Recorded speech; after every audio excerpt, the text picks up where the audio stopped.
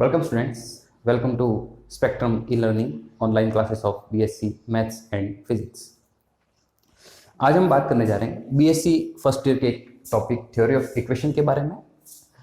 समीकरण सिद्धांत जिसे कहते हैं, समीकरण सिद्धांत मूलभूत एक समीकरण के बारे में सारी थ्योरी जानना है। जैसे कोई भी एक समीकरण है ax प्लस बी वाई या ax square plus b x plus c equal to 0। इस समीकरण के बारे में जितनी भी चीज़ें हैं, इसके रूट्स क्या हैं, समीकरण कैसे बनाई गई है, उसका जो स्टैंडर्ड फॉर्म है, जो मानक रूप है वो क्या होता है, उन सभी चीज़ों के ध्यान में रखकर जब समीकरण बनाई जाती है तो वो समीकरण किस प्रकार बनती है, इसके बारे में जानना ही थ्योरी ऑफ इक्वेशन है। इसी के बारे में आज हम चर्चा करने जा रहे हैं कि थ्योरी ऑफ इक्वेशन में समीकरण को कैसे बनाया जाता है, उसके रूट्स कैसे फाइंड किए जाते हैं, उसके बारे में चर्चा करेंगे हम आज।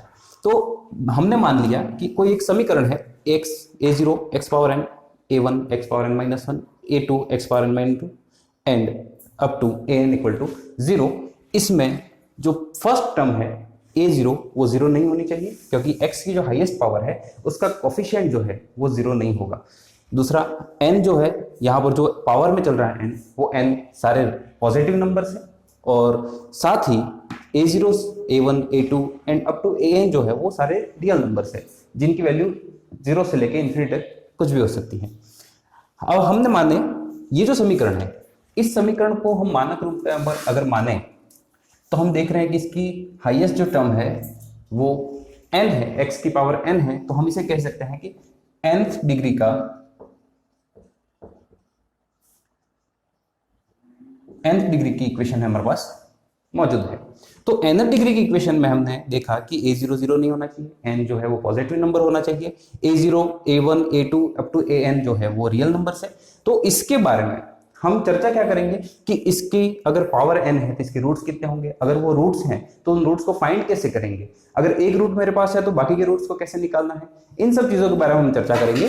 तो इसके लिए कुछ फंडामेंटल थ्योरम्स है, कुछ मूलभूत प्रमेय है, उनके बारे में चर्चा करें हम। तो सबसे पहला है कि अगर सबसे पहले एक बेसिक चीज तो आप सबने पहले पढ़ रखी होगी और आप जानते भी होंगे कि अगर किसी समीकरण की घात n है तो उसके कोफिशिएंट भी उसके रूट्स जो है वो रूट्स भी कितने होते हैं, n। अगर x की वैल्यू n है या जो भी आप चर राशि यहाँ ले रहे हैं उसकी पावर जितनी है इक्वेशन में, वही इक्वेशन की पावर कहलाती है, और उसकी पावर के बराबर ही उसके रूट्स होते हैं, जो यहाँ पर फंडामेंटल थ्योरम में भी है कि n कोटि की समीकरण के n मूल होते हैं, उससे कम हो सकते हैं पर उससे ज्यादा नहीं होंगे। अब कम कैसे होंगे उसके बारे में चर्चा करेंगे, पर सबसे पहले देखिए, अगर इस समीकरण fx इक्वल टू 0 के लिए कोई एक रूट हमें दे रखा हो, मान लो अल्फा इसका कोई एक रूट है, तो उस रूट को हम क्या कह सकते हैं, x इक्वल टू अल्फा एक रूट हो गया, तो x माइनस अल्फा उसका एक गुणनखंड होगा। कैसे, देखो fx इक्वल टू 0 मेरे पास कोई इक्वेशन है, इसके लिए x इक्वल टू अल्फा पर मुझे समीकरण का मान 0 मिल रहा है, तो ये इसका एक वैल्यू हुई x की कि इस समीकरण में x की जगह अल्फा रखूंगा तो सारे समीकरण का मान 0 हो गया, तो मेरे पास एक वैल्यू है। अब टेक्निकली देखूं, इसको पक्षांतरण करूं तो x minus alpha equal to 0 हुआ, तो ये अपने आप एक समीकरण बनी। तो ये जो एक वैल्यू हमने निकाली थी, वह वैल्यू उसका एक गुणनखंड कहलाएगी, x माइनस अल्फा। गुणनखंड का मतलब क्या है, इस समीकरण में उस एक मूल से जो गुणनखंड मिला है हमें, x इक्वल टू अल्फा से x माइनस अल्फा जो गुणनखंड मिला है, उस गुणनखंड से इसमें डिवाइड करेंगे इस समीकरण में, तो वह पूर्ण रूप से विभाजित होगी, वह उसका गुणनखंड कहलाता है। तो समीकरण में कोई एक मूल अल्फा है तो x माइनस अल्फा उसका एक गुणनखंड होगा। ये पहली मूलभूत प्रमेय है हमारी। दूसरी प्रमेय, जब थ्योरी ऑफ इक्वेशन में हमें रूट्स फाइंड करने के लिए पूछा जाएगा तो ये कुछ चीजें हमें ध्यान रखनी है, उनमें से एक थी x इक्वल टू अल्फा कोई मूल है तो x माइनस अल्फा उसका एक गुणनखंड होगा। दूसरा, अगर समीकरण के n मूल हैं, समीकरण की कोटि n है, तो उसके मूल भी कितने होंगे, n से अधिक संभव नहीं है पर n से कम हो सकते हैं। कैसे देखें, अगर कोई समीकरण है, जैसे मैं यहां पर ले लूं x square plus 3x plus 2 equal to 0, ये मेरे पास कोई समीकरण है। अब इसकी पावर कितनी है, इसकी जो कोटि है, इसकी ऑर्डर है, सॉरी इसकी डिग्री जो है वो कितनी है, 2। मतलब x की हाईएस्ट पावर जो इक्वेशन में है वही उस इक्वेशन की डिग्री कहलाती है, तो डिग्री इसकी 2 है। अब n की वैल्यू मेरे पास 2 है, तो इसकी मैक्सिमम वैल्यू कितनी हो सकती है, 2, क्योंकि n के जितने मान होंगे x के उतने ही मान हमें मिलेंगे। कैसे, देख लो, तो यहां पर मैं इसकी गुणनखंड करूं तो x square plus 2x plus x plus 2, x common ले तो x प्लस 2 और 1 कॉमन ले तो x प्लस 2, तो x की दो वैल्यू है मेरे पास, x इक्वल टू -2 और -1। तो ये जो दो वैल्यू है वो कौन सी दो वैल्यू है, इस एक्स स्क्वायर वाले पद जो क्वाड्रेटिक इक्वेशन है, जो इसकी द्विघात समीकरण है, उस द्विघात समीकरण के दो मूल है। वैसे ही अगर यहाँ पर क्यूबिक इक्वेशन होती, x की घात 3 होती तो उसके x के 3 मान मिलते, x की घात 4 होती तो x के 4 मान मिलते। इसी प्रकार हम कह सकते हैं कि x की घात जितनी होगी उस समीकरण में, x की पावर जितनी होगी, x की डिग्री जितनी होगी, समीकरण की डिग्री जितनी होगी, उतने ही x के मान होंगे। तो यहाँ पर समीकरण की कोटि n कोटि की हो, अगर n डिग्री की हो, n डिग्री की, तो उसके रूट्स भी कितने होंगे, n। अब n से अधिक तो हो ही नहीं सकते, अब n से कम कैसे हुए, तो n से कम कुछ इस प्रकार हो सकते हैं कि मान लो कोई समीकरण ऐसी आई जिसके लिए हमें रूट्स उसके काल्पनिक मिले। अगर x के मान काल्पनिक मिलते हैं तो वह उसके रूट्स नहीं कहलाते, तो काल्पनिक वैल्यू को हम उसके रूट्स नहीं मानते, इसलिए n से कम हो सकते हैं पर उसके रूट्स n से ज्यादा नहीं हो सकते। तो ये बात आपको ध्यान रखनी है। तीसरा क्या है, तीसरा इंपॉर्टेंट है, तीसरे और चौथे पर ही आपके अधिकतर प्रश्न पूछे जाते हैं। क्या है, एक तो है काल्पनिक मूल जो मैंने अभी आपको बताया, और एक परिमेय मूल। काल्पनिक संख्या कौन सी होती है, जिसमें आयोटा वाली टर्म होती है, मतलब अगर x की वैल्यू अंडर रूट के अंदर माइनस में आती है, अंडर रूट के अंदर माइनस में आती है, तो उसका काल्पनिक मूल कहलाता है। तो अगर मैं कहूं कि यदि a प्लस आयोटा b इसका कोई रूट है, x equal to a plus iota b इसका कोई रूट है, तब x equal to a minus iota b भी इसका एक रूट होगा, इसका एक मूल होगा। कॉन्जुगेट फॉर्म में आप पाए जाएंगे हमेशा। a प्लस आयोटा b अगर इसका मूल है तो a माइनस आयोटा b भी इसका मूल होगा। सिमिलरली रेशनल नंबर्स के साथ भी ऐसा ही होगा, रेशनल रूट्स जो होंगे उसके साथ भी ऐसा ही होगा।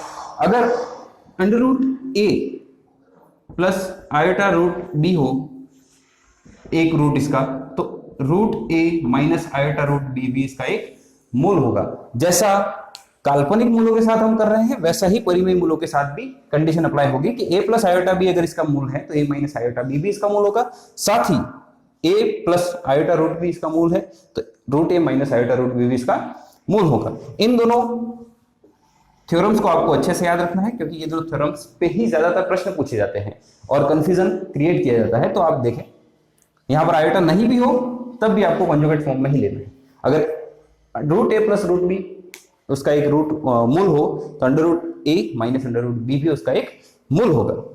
पांचवा देखिए, यदि दो संख्याएं, अगर मान लो आपको इक्वेशन के लिए कोई दो पॉसिबल नंबर्स दे दिए जिसके लिए समीकरण जो इक्वेशन है वो उसको सेटिस्फाई कर रही है, तो सेटिस्फेक्शन के लिए देखो, अगर a और b कोई वैल्यूज हैं जिसके लिए fa और fb का वैल्यू आपने फाइंड की, तो देखना क्या है, उस fa और fb के वैल्यू के जो सिंबल्स है, जो चिन्ह है, वो चिन्ह अगर एक दूसरे के विपरीत हो तो उसका कम से कम एक रूट ऐसा होगा जो उन दोनों संख्याओं के बीच में होगा। जैसे कोई भी एक समीकरण मान ले हम कि ax plus x square plus bx plus c, इसके लिए a और b दो वैल्यू है।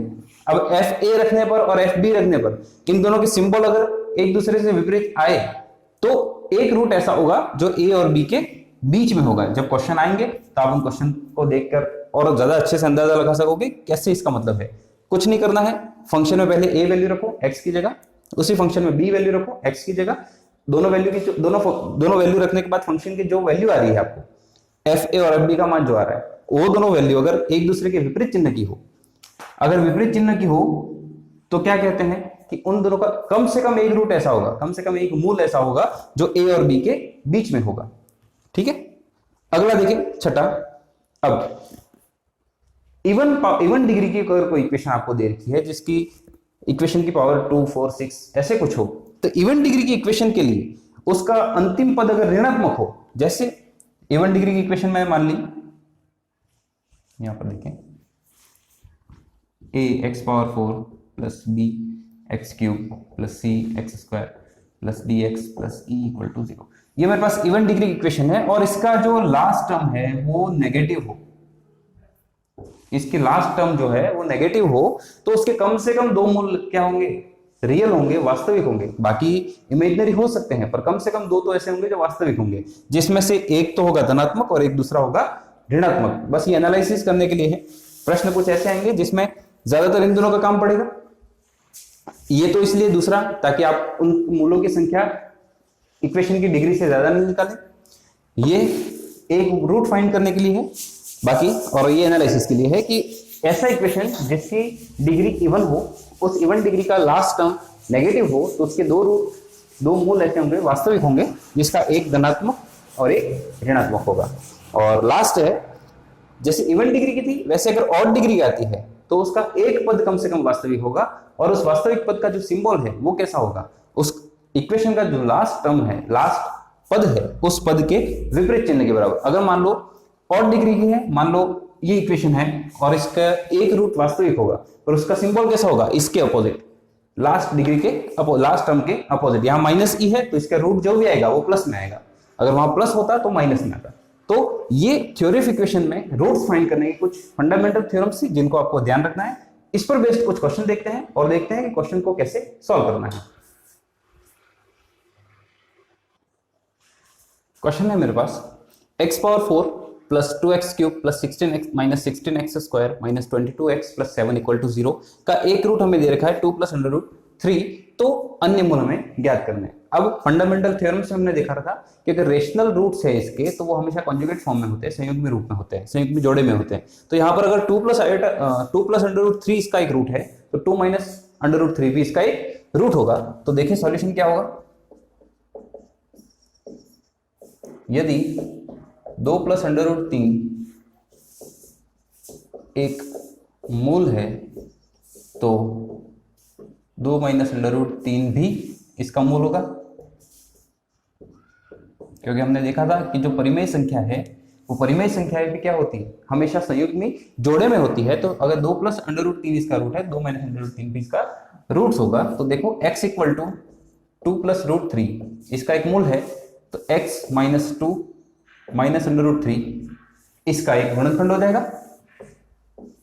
Similarly x equal to 2 minus root 3 इसका एक रूट मूल है, तो x minus 2 plus under root 3 इसका एक गुणनखंड होगा। अब ये दोनों अगर गुणनखंड है तो ये संयुक्त रूप से एक व्यंजक को बनाएंगे जो इससे डिविजिबल होगा, इस इक्वेशन से। तो संयुक्त रूप देखो इसका क्या होगा,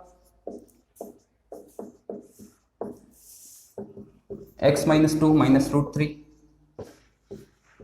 x माइनस 2 प्लस रूट 3। इससे a प्लस बी और a माइनस बी से अगर सॉल्व करें तो इसको सिंपली ऐसे लिख सकते हैं, x माइनस 2 का होल स्क्वायर माइनस रूट 3 का होल स्क्वायर। तो ये इक्वेशन मेरे पास बन जाएगी x माइनस 2 का होल स्क्वायर, या इसको सॉल्व करेगा सिंपली तो x square minus 4x plus 4 minus 3 equal to 0, और सिंप्लीफाई करें तो x square minus 4x plus 1 equal to 0। अब ये जो इक्वेशन मेरे पास आई, ये इस इक्वेशन के लिए जो गिवन दो रूट्स थे मेरे पास, उन दोनों की कंबाइंड इक्वेशन है।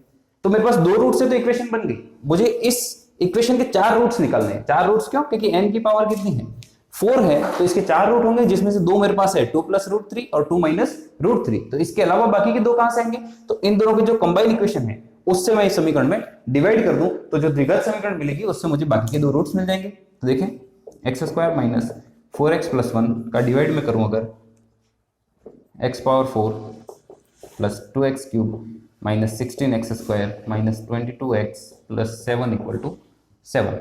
अगर इसमें डिवाइड करूं तो वैसे मुझे डिवाइड करने की जरूरत नहीं है, आप समझदार हैं, व्यंजकों का भाग आपको आता है, पर फिर भी मैं कर रहा हूं।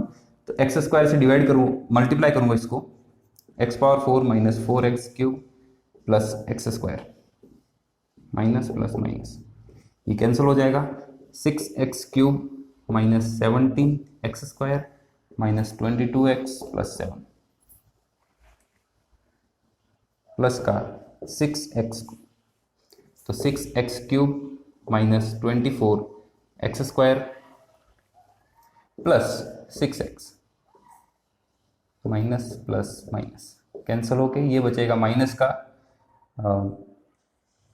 7x स्क्वायर, ये हो जाएगा माइनस का 28x प्लस का 7।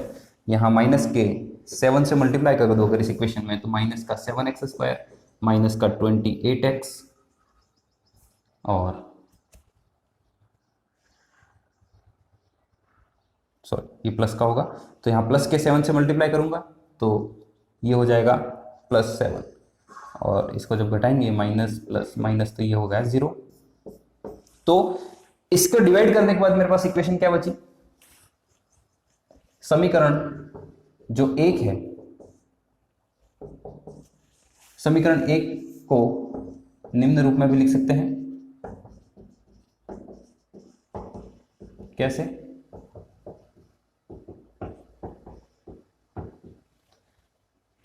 X square minus 4x plus 1, जो इन दोनों रूट्स की कंबाइन इक्वेशन थी, वो multiply by x square plus 6x plus 7 equal to 0। तो देखो, इसको जब इक्वल टू 0 के बराबर रखोगे तो ये दोनों रूट्स आ जाएंगे। बचा कौन सा? X square plus 6x plus 7 equal to 0। तो इसके रूट्स क्या हो जाएंगे? एक्स स्क्वायर प्लस 7 के मल्टीप्लाई 7 को ऐसे मल्टीप्लाई करो कि एडिशन और सब्ट्रैक्शन करने पर 6 आए। इसके रूट सीधे मिल नहीं सकते तो हम श्रीधराचार्य लगाएंगे। x equal to minus b plus minus under root b square minus 4ac upon 2ac, तो minus 6 plus minus under root 36 minus 28 divide by 2, 4ac तो 2 ही होगा।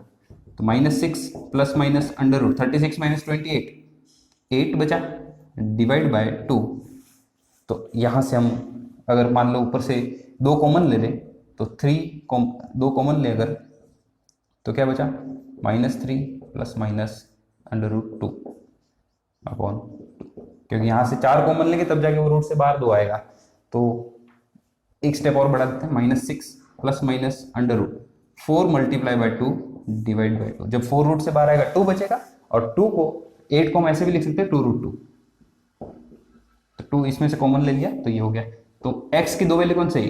Minus 3 plus minus root 2। तो 2 मूल हमारे पास पहले थे, कौन से? 2 प्लस रूट 3, 2 माइनस रूट 3, और 2 रूट बाद में minus 3 plus root 2, minus 3 minus under root 2। तो इस प्रकार हम प्रश्नों को हल करेंगे जहां पर आपको पहले से कुछ रूट्स दिए होंगे, उसकी सहायता से आपको अन्य के रूट्स निकालने। आज की क्लास के लिए इतना ही। Thank you.